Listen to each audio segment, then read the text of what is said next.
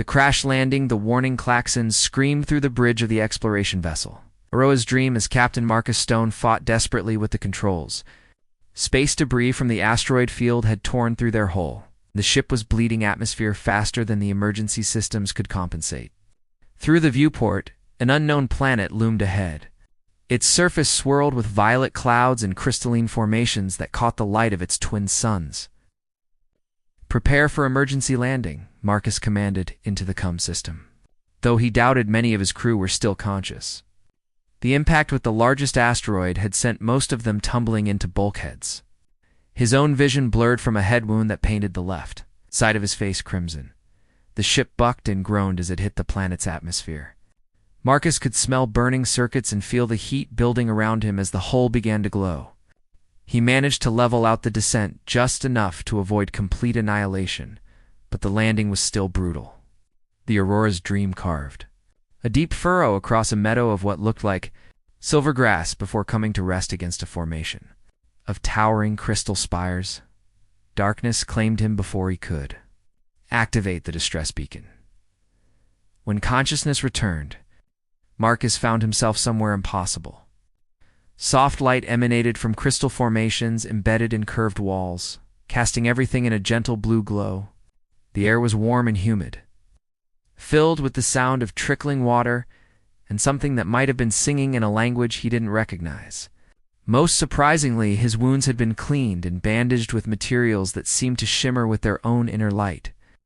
"You are awake." The voice was melodious, speaking accented but clear English. "I was beginning to worry that your injuries were beyond my abilities to heal." Marcus turned his head slowly, fighting dizziness, and his breath caught. The being sitting beside what appeared to be a healing pool was undeniably alien, yet hauntingly beautiful.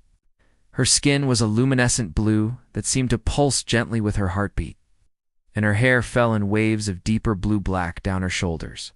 Her eyes were large and expressive, colored like deep ocean water, and when she looked at him, he felt a strange sense of peace wash over him. "Who are you?" he managed to ask, his throat dry and rough. "Where am I?" "I am Naya of the Crystalline Peaks," she replied, moving closer with graceful steps. "You are in my sanctuary, a place of healing. Your skyship fell near our settlement 3 days ago. The others of your kind? They did not survive the impact. I am sorry." The words hit him like physical blows. His crew, people he had served with for years, friends who had followed him into the unknown reaches of space, gone. Guilt and grief threatened to overwhelm him. But Naya's gentle touch on his forehead somehow anchored him to the present moment. "I know the pain of loss," she said softly.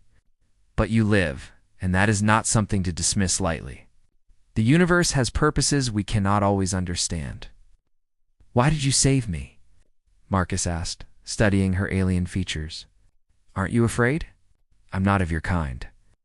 A small smile played at the corners of her lips. "Fear? Yes. I felt that at first. But when I found you broken and bleeding among the wreckage of your vessel, I felt something else as well. Compassion, perhaps. Or simply the healer's instinct to mend what is damaged." She gestured to the crystalline formations around them. "These crystals sing to me of your life force, how it burns differently than ours, but with equal intensity. How could I let such a light be extinguished?" Marcus tried to sit up and discovered that most of his strength had returned. The healing methods of this Naya were apparently quite effective. "Your people, they know I'm here." Her expression became troubled. "Some know. Others suspect. My elder forbids contact with sky-fallen ones, claiming them to be harbingers of ill fortune. But I could not leave you to die." She stood and moved to adjust something at a nearby pool, her movements flowing like water. "I am trained in the healing arts, and my gifts are strong. The crystals respond to my touch, amplifying my abilities. Your wounds were severe, but they spoke to me of a warrior's spirit that refused to surrender."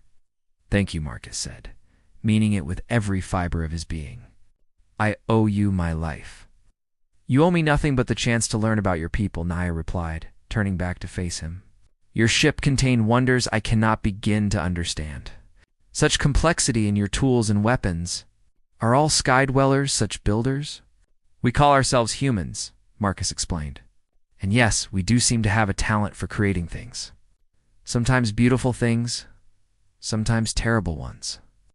He studied her delicate features, noting how the crystal light played across her skin. What are your people called? We are the Zephyrians, she said with evident pride. Children of the crystal winds, shapers of light and song. We have lived in harmony with this world for countless generations, drawing our power from the great crystal networks that span the continents. As if in response to her words, the crystals around them pulsed more brightly, filling the chamber with music that seemed to resonate in Marcus's bones. He watched Naya's face as she listened to the crystalline song, seeing joy and wonder there that made his heart race in ways that had nothing to do with his recent trauma. It's beautiful, he whispered, and wasn't entirely sure if he meant the crystal song or the woman who could hear it. Naya's eyes met his, and for a moment, the air between them seemed to shimmer with possibility. Then she looked away, a flush darkening her blue skin to deep violet. You should rest more. Healing is not complete simply because wounds close. The spirit must also mend. But as she prepared to leave him alone in the sanctuary, Marcus reached out and gently caught her hand. The contact sent a shock of warmth through both of them, and the crystals around them sang in harmonious response. Stay, he requested quietly. Just a little longer. I find myself curious about crystal songs and those who can hear them. Naya hesitated, clearly torn between duty and desire. Finally, she settled back down beside him, her hand still warm in his. Perhaps the crystals are right, she murmured. Perhaps some lights are meant to shine together. Outside the sanctuary, neither of them noticed the dark figure watching from the shadows, or the way the elder's eyes narrowed with displeasure at the sight of human and Zephyrian hands intertwined in the crystal light. Forbidden knowledge, Elder Therans. Robes whispered against the crystal pathways as he made his way through the settlement of Luminor, his mind troubled by reports from the outer scouts. The human's presence had not gone unnoticed by the other clans, and whispers of unrest were spreading like ripples through still water. The Zephyrians had maintained their isolation for good reason. Contact with skydwellers had brought nothing but destruction to worlds across the galaxy. Yet, its most gifted healer had defied his explicit commands and continued tending to the alien creature. Worse, the crystal singers reported strange harmonics emanating from Naya's sanctuary, melodies they had never heard before, as if the very stones were learning new songs from the human's presence. Meanwhile, in the depths of space, Captain Kira Stone reviewed the last transmission from her brother's vessel for the 100th time. The exploration fleet had lost contact with the Aurora's Dream 3 weeks ago, and despite Marcus being only her half-brother, she had convinced Command to authorize a rescue mission. Marcus had always been the idealistic one, quick to trust and eager to discover. Their father often said it would be his undoing, but Kira had always admired that quality in him. Captain, we're approaching the coordinates of the last known transmission, her navigator reported. Sensor sweeps indicate debris field and possible planetary impact site. Take us in slowly, Kira commanded. Full tactical alert. We don't know what we're dealing with here. Back on Zephyros, Marcus had spent the past week learning to navigate Naya's world, both literally and figuratively. The Zephyrian settlement was a marvel of crystal architecture, with buildings that seemed to grow organically from the planet's surface, their walls alive with shifting patterns of light. The people themselves moved with a fluid grace that spoke of centuries of harmony with their environment. But it was Naya who truly captured his attention. Each day brought new revelations about her people's connection to the crystal networks that veined their planet.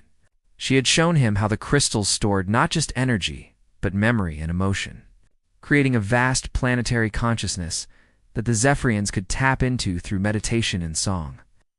Your mind is so different, she told him one evening, as they sat beside a resonating pool in her sanctuary. She had been teaching him to feel the crystal vibrations, her hands guiding his to the proper points on a large formation, where our thoughts flow like water finding its course. Yours burn like fire, always reaching upward. Is that bad? Marcus asked, acutely aware of her proximity. Over the past days, what had begun as gratitude had deepened into something far more complex. The way she laughed at his clumsy attempts to pronounce Zephyrian words, the gentle touch of her healing hands, the way the crystals seemed to sing more sweetly when they were together. "Not bad," Naya replied, her voice soft. "Simply different. Fire and water can create beautiful things when they meet. Steam that rises to touch the clouds, or hot springs that bring life to frozen ground." Their faces were very close now, and Marcus could see his reflection in her ocean-deep eyes. The attraction between them had been building like pressure behind a dam, and he could sense her internal struggle between desire and duty. "Naya," he began. But she pulled away at the sound of approaching footsteps. Elder Theron entered the sanctuary. With the measured pace of authority, his weathered face stern with disapproval. Behind him came 2 younger Zephyrians that Marcus recognized as clan guards, their hands resting meaningfully on crystalline weapons. Healer Naya Theron's voice carried the weight of generations. "You will cease this association immediately. The human will be confined pending transport to the outer reaches." "Elder, he is under my protection as a patient." Naya stood with quiet dignity. "The healing codes forbid me from abandoning one in need. His needs are no longer our concern. Already the crystal singers report disturbances in the harmonic networks. His presence disrupts our connection to the planetary consciousness." Theron's eyes fixed on Marcus with barely concealed hostility. "And your attachment to him blinds you to your responsibilities." Marcus rose to his feet, feeling the tension crackle between them like lightning before a storm.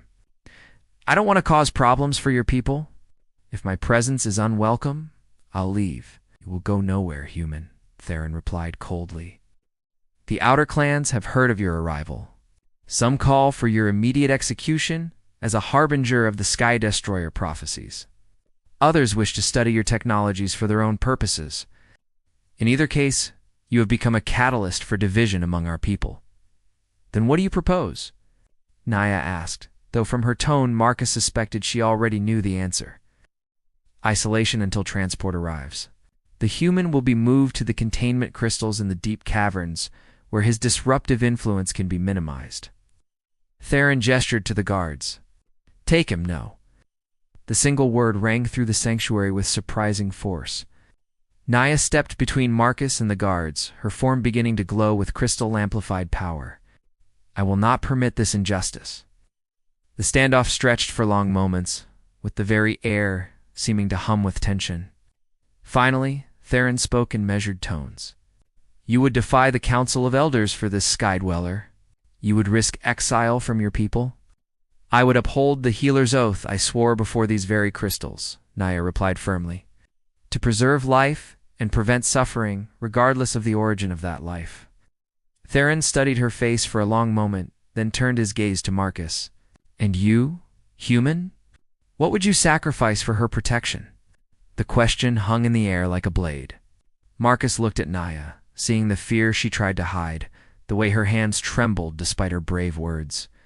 In that moment, he realized that what he felt for her had gone far beyond gratitude or attraction, somewhere between her gentle healing touch and her courageous defiance.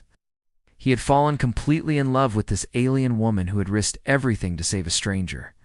Anything, he said simply. Everything. Something shifted in Theron's expression, though whether it was approval or further disapproval was impossible to tell. "Then perhaps the crystals were right to sing new songs," he murmured. "But know this, both of you. Forces are in motion that go beyond personal desires or individual needs. The prophecies speak of sky-dwellers, who bring both salvation and destruction. Which one are you, Marcus Stone?" As if summoned by the elder's words. A deep harmonic note suddenly resonated through the sanctuary, causing all the crystals to pulse in unison. In the distance, warning songs began to echo across the settlement.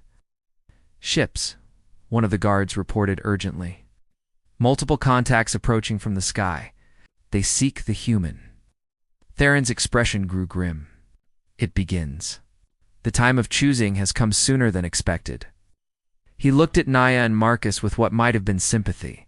"Your human friends arrive, but they are not alone. The crystal singers detect other presences in the void, ancient enemies that have long awaited such an opportunity." Marcus. Felt his blood chill. If Kira had brought a rescue fleet, and if that fleet had been followed or intercepted, then his presence on Zephyros had indeed become the catalyst for disaster that Theron had feared. "I'm sorry," he whispered to Naya. "I never meant for this to happen." She took his hand in hers, her touch warm and steady despite the chaos erupting around them. "Neither of us chose this path, but we can choose how we walk it." Her eyes met his with fierce determination. Together, the crystal song swelled around them, no longer purely Zephyrian, but something new and strange.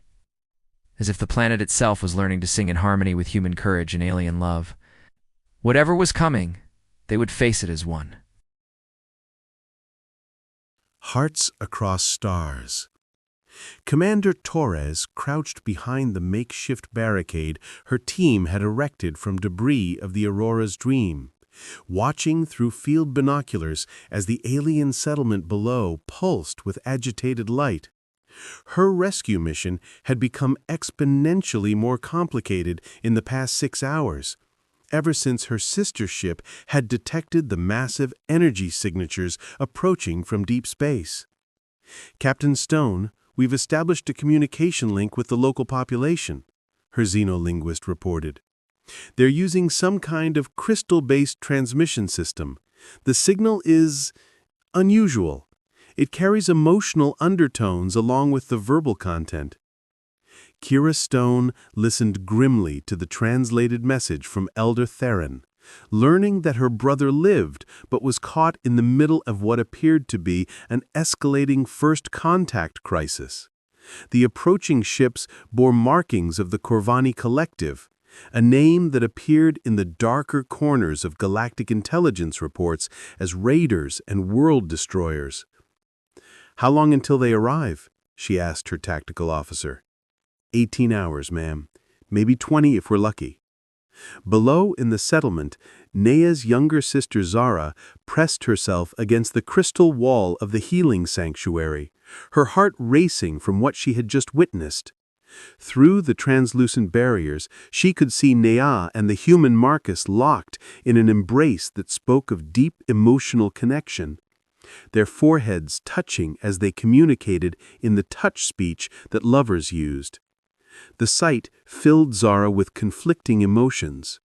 Marcus had proven himself kind and gentle in his interactions with her over the past week, teaching her words from his language and sharing stories of distant stars. But he was also the catalyst for the crisis that now threatened their world. Her people were abandoning their settlements, fleeing to the deep crystal caverns as the elders prepared for siege. "You're troubled, little one."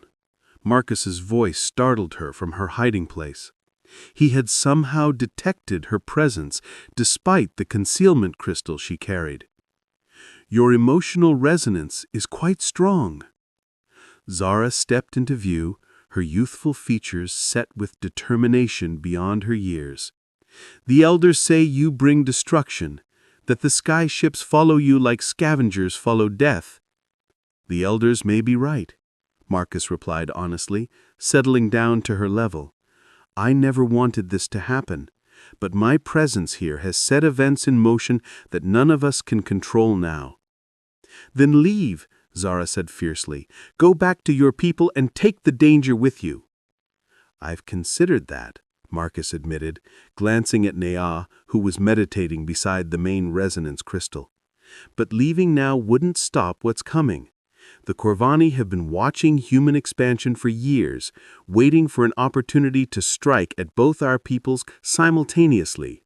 My crash here simply gave them the excuse they needed." Naya opened her eyes, her consciousness returning from deep communion with the crystal network. "The planetary mind shows me visions of shadow ships and burning worlds. The Corvani seek our crystal power to fuel their war against all life." "Then we fight," Zara declared, with the absolute certainty of youth. "The crystal warriors have protected us before." "Against raiders and wild beasts," Naya said gently. "Not against a fleet of star destroyers. We need allies, and perhaps," she looked at Marcus with a mixture of hope and fear, Perhaps the sky dwellers who came seeking one of their own might be willing to stay and fight for us. The conversation was interrupted by the arrival of Elder Theron, his expression grim but determined. The Council has reached a decision. We will accept aid from the human fleet, but under specific conditions. Their leader will meet with our crystal speakers to establish communication protocols, and their weapons will be integrated with our crystal defenses. And Marcus, Naya asked, unconsciously moving closer to the human she loved. Will serve as liaison between our peoples, Theron replied. His unique ability to resonate with our crystal network makes him invaluable for coordinating the defense. The elder's ancient eyes studied them both carefully. The crystals have shown me visions of what may come to pass. In some futures, we all burn. In others, new harmonies are born from the union of different peoples. Which future comes to pass may depend upon the strength of the bonds forged between you. Later that evening, as final preparations for the defense continued, Marcus and Naya found themselves alone in her private chambers. The space was intimate and warm, carved from living crystal that glowed softly in response to their emotions. Through the transparent walls, they could see the emergency lights of the human landing zone mixing with the natural luminescence of the Zephyrian settlement. "Are you afraid?" Naya asked, settling beside him on the sleeping alcove. Her hand found his, their fingers intertwining with practiced ease. "Terrified," Marcus admitted. "Not of dying, but of losing you, of seeing your world burn because of choices I never meant to make." Naya turned to face him fully, her blue skin shimmering in the crystal light. "Do you regret staying? You could have left with your sister's ship, returned to the safety of human space." "Never." The word came out more forcefully than he intended. "Whatever happens tomorrow, these past weeks with you have been the most meaningful of my life. You saved more than my body when you pulled me from that wreckage. You gave me purpose, showed me what it means to truly connect with another being." Their lips met in a kiss that spoke of desperate hope and tender love, all the sweeter for its precarious nature.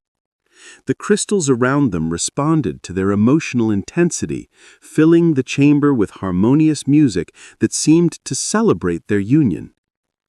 "I love you," Naya whispered against his lips. "In whatever form you exist, human or spirit or memory, I love you." "And I love you," Marcus replied, his hands cradling her face. "Whatever comes, that will never change." They made love that night with the passion of those who knew time was short, their bodies moving together in ancient rhythm while the crystals sang around them. In their joining, something new was created, a harmony between human and Zephyrian that would echo through the crystal network for generations to come. Neither spoke of the possibility that this might be their last night together. Neither mentioned the tactical briefings they had both attended, where the odds of survival had been calculated at less than 30%. Instead, they held each other close and listened to the crystal song, finding in each other's arms a peace that transcended the coming storm.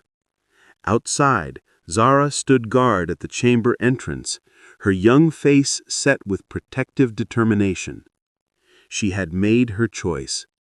Whatever her sister might face tomorrow, she would not face it alone.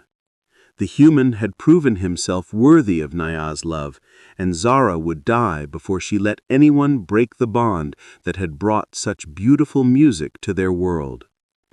In the distance, the first of the Corvani scout ships began to appear as dark shapes against the star field, their presence a promise of destruction that would test every alliance and every love forged in the crystal light of Zephyros.